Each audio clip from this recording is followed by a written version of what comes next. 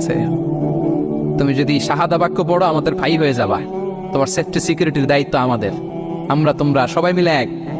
তারপর একে একে বিশ্বনবী তার সাথে ইসলামের সৌন্দর্যগুলো তুলে ধরলেন, সালাত কি, যাকাত কি, এগুলো বুঝালেন। বাড়িতে যেয়ে বললেন সবচেয়ে ভালো খাবার রান্না করো, একজনকে দিয়ে মসজিদে পাঠালেন। যুদ্ধবন্দির সাথে কি আচরণ দেখছেন। এরপরের দিন বিশ্বনবী আবার তাকে ইসলামের দাওয়াত দিলেন।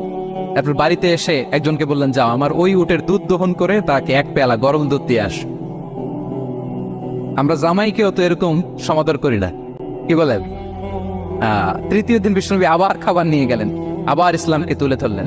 সুমামা তো অবাক, যুদ্ধবন্দীদের সাথে মুসলমানরা এরকম আচরণ করে। 3 দিন ধরে লাগাতার যখন ইসলামকে প্রেজেন্টেশন শেষ, বিষ্ণু বললেন, যাও এবার সুমামা ইবনে সালের রশিটা খুলে তাকে ছেড়ে দাও।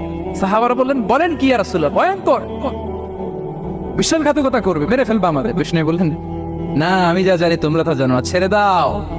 সুমামাকে ছেড়ে দেয়া হলো। সুমামা বের হলেন মসজিদ থেকে, ফিরে তার ভূখণ্ড তার